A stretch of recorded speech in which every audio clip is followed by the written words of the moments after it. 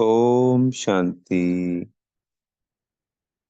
आज 8 जुलाई 2024 के महावाक्यों के मनन चिंतन में सबसे पहले मीठे बाप दादाजी ने कहा कि बाप समान अपकारियों पर भी उपकार करना सीखो। निंदक को सदा अपना मित्र बनाओ।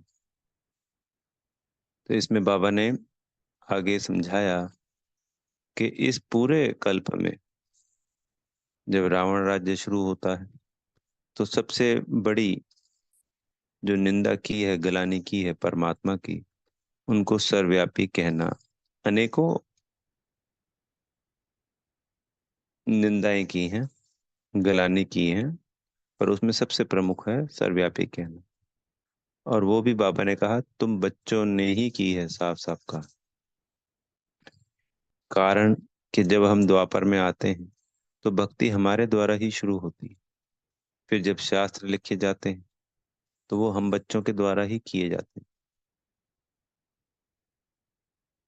परमात्मा को याद भी हम भक्ति में खूब करते हैं, क्योंकि हमने ही उनको सर्वव्यापी कह दिया।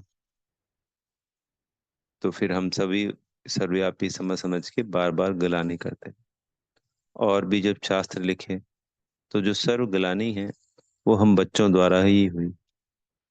बाबा इस पुरुषोत्तम संगम युग पे जब आते हैं तो हम बच्चे ही उनके सबसे बड़े मित्र बनते हैं। तो बाबा क्या कह रहे हैं? अपकारियों पर भी उपकार करो। तो सबसे बड़े अपकारी कौन? हम बच्चे। बाबा ने हम ही को अडॉप्ट किया और हम ही को उपकार करके 21 जन्मों की रजाई दी। तो सबसे बड़ा उदाहरण तो बाबा ने स्वयं हम बच्चों को दिया है। तो ऐसे ही हमें क्या बनना है? बाबा समान बनना है। तो हमें भी जो हमारी निंदा करता है, अपकार करता है, उस पे रहम करना ही, दया करनी, शक्तियां गुणों से भरपूर करना। ऐसे अनेकों उदाहरण हैं कि जो ब्रह्मा बाबा का, जिन्होंने निंदाएं की, यज्ञ की निंदा करी, चाहे वो अखबार वाले थे।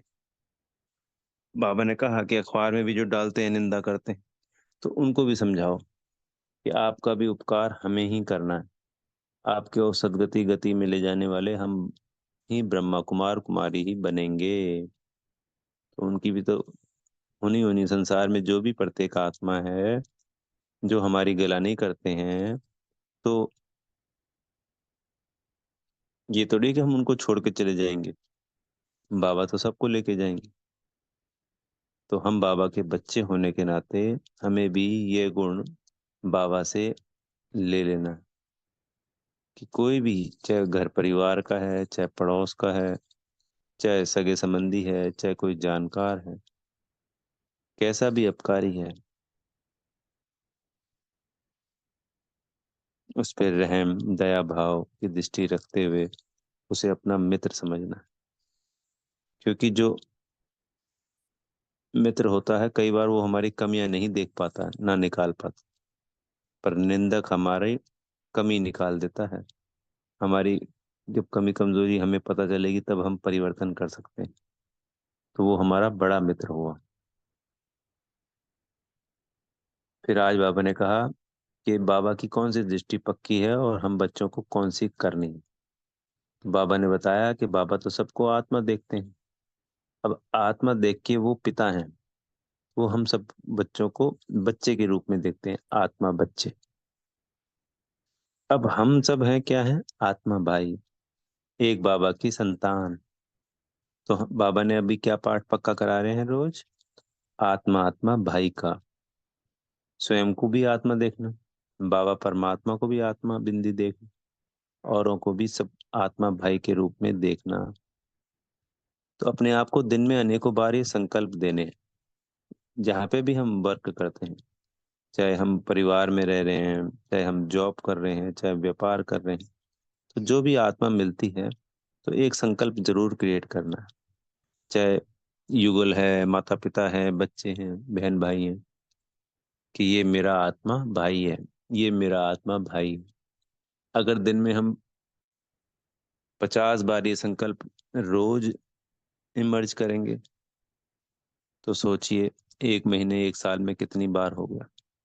तो फिर ये संकल्प पक्का हो जाए, और फिर कुछ सेकंड्स के लिए या कुछ मिनट के लिए उस आत्मा को आत्मा भी देखना है, भ्रकुटी के मध्य में।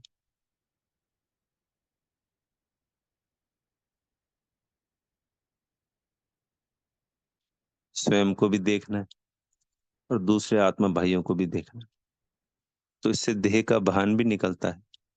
और ये जो आई धोखा देती है, बाबा ने कहा कि ये अंग भी सब क्रिमिनल है, और उसमें सबसे बड़ा धोखेबाज है ये आंखें। सबसे बड़ा क्रिमिनल है ये आंखें, क्योंकि आंखों से ही फिर संकल्प क्रिएट होते हैं आंखें देखने के बाद, और फिर विकर्म होते हैं हाथों के द्वारा। बाबा ने कहा कि ये अंग भी क्रिमिनल बने हुए हैं, क्योंकि हाथ मारा किसी को, पैर लात घूंसा मारा, जबान से कटु वचन बोले। क्रिमिनल आई के साथ साथ सभी अंग क्रिमिनल हैं। और वहां सतो प्रधान होते हैं सभी अंग, शीतल होते हैं संपूर्ण सतयुग में। तो अगर हमने इन आंखों को, इस दृष्टि को बदल दिया, क्रिमिनल आई से सिविल आई बन गए, तो ये सब अंग भी शीतल होते चले जाएंगे, शांत होते चले जाएंगे। इसलिए बाबा ने कहा कि बच्चे, आपको आत्मा भाई भाई की दृष्टि पक्की करनी है। फिर बुद्धि भी सोने का बर्तन बनती चली जाएगी, ये ज्ञान भी समझ में आने लग जाएगा। जो हम कहते हैं बाबा याद नहीं ठहरती है, तो याद भी ठहरने लग जाएगी। फिर याद ठहरने लग जाएगी, आत्मा का पाठ पक्का हो जाएगा, तो विकर्म भी विनाश होने लग जाएंगे। फिर आत्मा हल्की होती चली जाएगी। फिर आत्मा तमो प्रधान से तमो, रजो, सतो होने लग जाएगी। सतो होते ही सदा बाबा की याद बनी रहेगी, और फिर अंतमति सोगति, फिर सतो प्रधान होके कर्मातीत अवस्था को प्राप्त कर लेगी। तो ये किससे होगा? आत्मा के पाठ से। स्वयं भी आत्मा और दूसरे भी आत्मा, भाई भाई। तो सबको आत्मा की दृष्टि से ही देखा जाता है। फिर आज आकाशवाणी का बाबा ने अर्थ समझाया।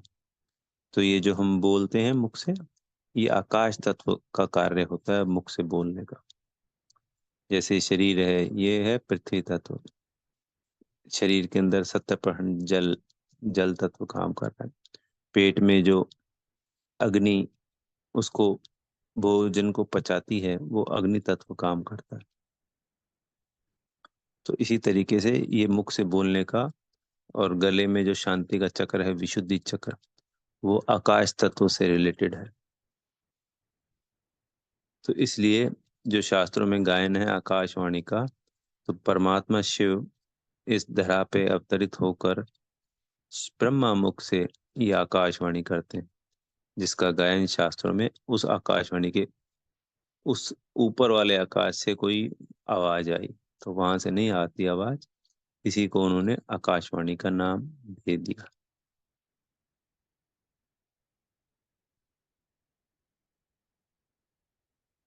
फिर बाबा ने आज भक्ति की बात बताई कि भक्ति तो अंधश्रद्धा है। बारिश नहीं होती है तो यज्ञ करते हैं। तो बाबा ने कहा कि ऐसा नहीं है कि कोई यज्ञ होने से, करने से बारिश हो जाती है। कभी हो जाती है, कभी नहीं होती। वो ड्रामा में नूंद है कि जब जो होना है वो होना ही होना है। कोई यज्ञ करने से कुछ नहीं होता है। बोला मूसलाधार बारिश हो रही है, लग रहा है कि बाढ़ आने वाली है, तो क्या यज्ञ करने से वो बारिश बंद हो जाएगी? अगर कोई चीज यज्ञ करने से स्टार्ट हो सकती है, तो यज्ञ करने से जब हम संकल्प रखते, मान लो कि बंद हो जाए, रुक जाए, तो रुकनी भी तो चाहिए ना। पर ऐसा नहीं होगा। ये सारी बातें अंधश्रद्धा की।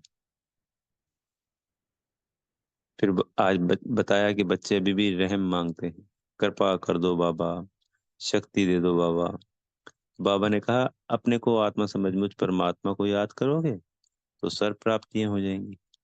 कृपा का अर्थ होता है स्वयं कर्म करके पाओ।